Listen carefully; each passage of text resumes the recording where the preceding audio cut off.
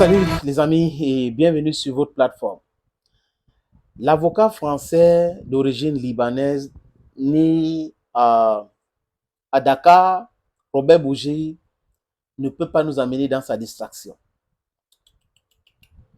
Oui, c'est pas possible dans sa distraction. Les amis, il a dit des choses qui sont vraies, mais après il est entré dans la manipulation.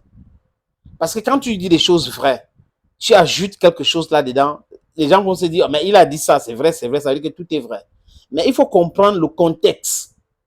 Pourquoi c'est aujourd'hui que Robert Bourgi écrit le livre, pratiquement ses mémoires, où il dit sa part de vérité. Pourquoi? Quand il dit qu'il était gêné, quand Sarkozy a dit qu'il devait vitrifier Black Gbagbo, c'est une vérité, parce que c'est les forces françaises qui ont attrapé le président Laurent Gbagbo au palais présidentiel de la Côte d'Ivoire. J'ai dit ça avec un ton grave, les amis, parce que c'était choquant. Moi, j'ai quitté la radio, je courais pour aller à la maison, soutenir Laurent Gbagbo sur les réseaux sociaux qui n'étaient pas très poussés aujourd'hui. Voilà, ça n'avait pas le même impact. Ils sont record. J'organisais même des émissions radio pour le soutien, expliquer ce qui se passe en Côte d'Ivoire. J'ai eu ni John Fundi dans mon émission, j'ai eu Awa Stallone au téléphone dans mon émission, j'ai eu beaucoup de Camerounais qui ont donné leur avis, qui ont parlé, des Ivoiriens aussi, qui ont soutenu le président Laurent Gbagbo. Parce que les gens pensaient qu'il était dans la vérité. Alors, il était dans la vérité. Donc, certains pensaient que, bon, ça peut être vrai, mais c'est la vérité. Et comme je vous dis, les amis, je suis quelqu'un de conviction. J'ai soutenu le président Gbagbo, je continue de le soutenir et je continue de penser que Alassane Ouattara, c'est une erreur politique. Et Alassane Ouattara a été placé là-bas pour maintenir et continuer de maintenir l'intérêt de la France en Afrique, au détriment de l'intérêt des Ivoiriens et au détriment de l'intérêt des Africains que nous sommes.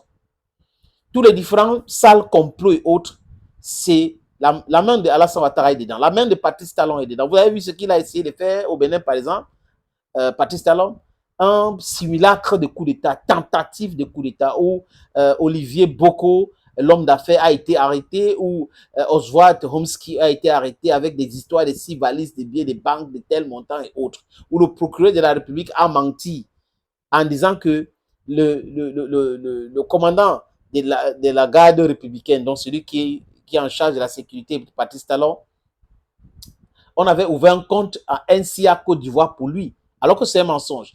Le patron de NCA Group, le directeur, ils ont dit que c'est faux, il n'y a pas un compte bancaire créé par quelqu'un ou par le commandant de la garde républicaine. C'est l'assurance vie qu'ils ont souscrit, qu'il a souscrit à l'hauteur de 55 millions. Donc, d'où vient l'information du procureur général? Mensonge, mensonge, mensonge sur toute la ligne. Donc, Alassane Ouattara fonctionne de la même façon, Patrice Talon fonctionne de la même façon. Voilà des gens qui sont là pour l'intérêt de la France. Ils s'en foutent de l'intérêt des pays africains. Ils peuvent mettre les pays africains à genoux pour protéger l'intérêt de la France. C'est un scandale. Des gens qui réfléchissent avec l'intérêt de l'argent et tout ça, ils mettent ça, c'est comme ça qu'ils réfléchissent, les amis. Je vais faire une autre vidéo sur Patrice Talon, spécialement sur lui. Donc, Robert Bourgi, quand il dit qu'en 2010, le président Laurent Gbagbo a gagné des élections, c'est un fait. C'est un secret de polichinelle. All of us, we know that he won the elections in 2010. He won those elections. But what happened during the election? France et Sarkozy et Barack Obama ont commencé des trucs, des jeux autres pour pouvoir l'enlever comme président. Ils ont quand même réussi. Robert Bourgi, on a attrapé Gbagbo, on a dit qu'il avait volé l'argent, on n'a trouvé rien. Donc, il n'avait même pas de compte à l'extérieur. D'où est-ce que lui puise l'information que le président Gbagbo a donné 3 millions d'euros à Jacques Chirac? D'où? Si quelqu'un a donné 3 millions, c'est des milliards, hein, les amis, en CFA, à Jacques Chirac, et cette personne n'a rien dans son compte bancaire, cette personne n'a pas détourné l'argent des Ivoiriens, vous pensez que c'est sérieux cela? Ils disent des vérités ou certaines vérités, ils diluent ça encore avec des mensonges, parce que l'idée, c'est de préparer la tête des Ivoiriens et des Africains pour un éventuel candidat d'un personnage ou d'une personnalité qui va venir encore protéger l'intérêt de la France en Afrique. C'est exactement comme ça. On doit être vigilant. Tout ce que les Occidentaux soutiennent en Afrique, on doit être contre ça. Toute personne qui a le soutien de la France, un politicien qui a le soutien de la France doit être combattu par les Africains.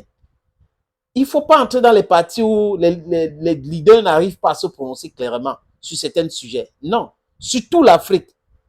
Vous devrez vous prononcer à ce qui concerne l'Afrique. Robert Bourget, vous ne pouvez pas nous manipuler. We've gone past that time. Le Quai d'Orsay est certainement avec vous dans votre livre-là et dans ce mensonge constant le président Gbagbo. On n'accepte pas cela. Thank you, friends, and bye-bye.